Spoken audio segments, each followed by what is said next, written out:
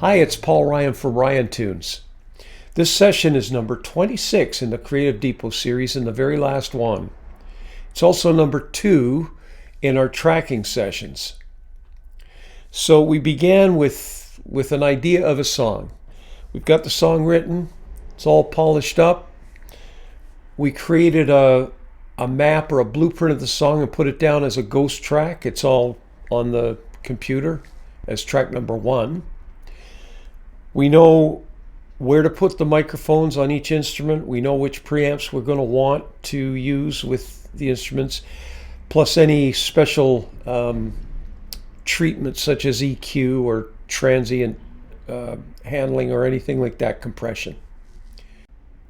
We're ready to start recording. All I do is layer my tracks. I'm going to start with a real easy one, probably guitar. If I've got rhythm guitar, that goes down number 1. I want to get this ball rolling downhill as fast as I can. And then my second track will be the most difficult one. Every song I think I've ever done has one particular track, one instrument, that's just not easy. So I tend to do that number 2 and I get that out of the way. So I've got a couple tracks down. And I should mention that I'm not at the mercy of studio protocol. Usually a pro studio is going to begin with the bass, lay down the bass, and then layer on their instruments. I go with an easy track and then a difficult track.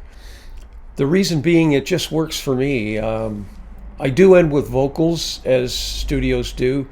There's a good reason for that. It's just all the music is down, all the instruments are down, and it's a lot easier to do the vocals when everything else is finalized.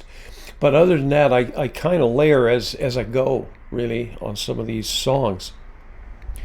The other thing to mention in layering is I'll have 2 or 3 instruments down, and I'm going to already start looking at the results. It's not a hard look, but I'm going to see, is this song doing what I want it to do? Are the instruments creating the mood that I want, that the song demands?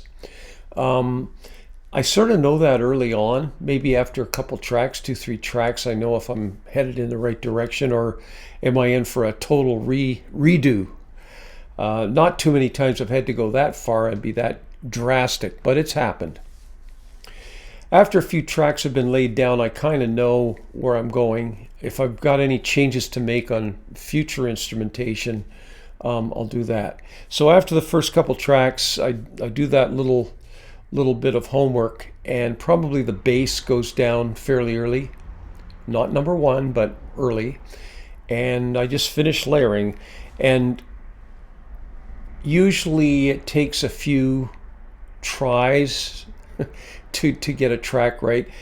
Once in a while, I think it's a fluke, you get it on the first take, but that doesn't happen very often, certainly with me. And as I mentioned before in another session, I have my preamps over here. I've got my recording over here, my computer. Where the video recorder is usually where one of the mics is. It's right in front of me. And I've got probably another one over here. So now I've got all my tracks down. I'll do a pretty thorough review at that point before I do any vocal. I want to know that each instrument's doing what it's supposed to do, that I have made the correct decisions on the microphones. So I'll solo each track, and then I'll listen to each track in combinations with the total mix, or maybe with a partner instrument.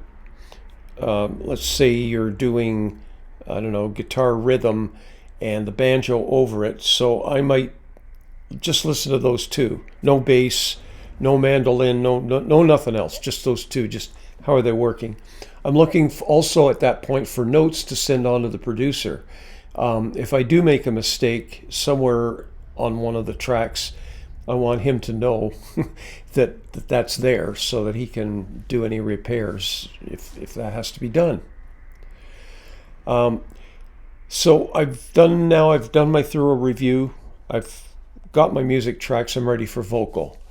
The vocal is at the heart and soul of the song. It's no matter how hard you've worked on the instrumentation, how great or poor the instrumentation might be, the vocal usually will carry the song. So it'll either sink or swim a lot of the time on the vocal.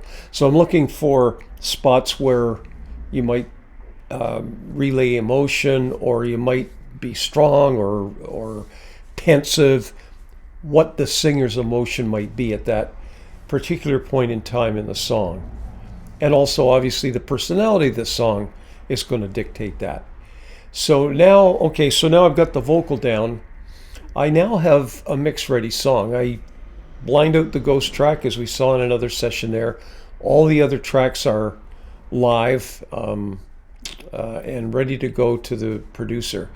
And what he's going to do now is he's going to select sometimes both microphones, sometimes one microphone. He might go 60-40, he might go 100-0. That's his call. I kind of leave that to him, and so far it's worked out great. He'll send me back a rough mix on the song. I'll send him back notes. That goes back and forth a few times. And finally, you've got a final mix. And once you got a final mix, it's on the mastering, and your song is ready to go. So that's it. Thanks for watching. I will see you next time.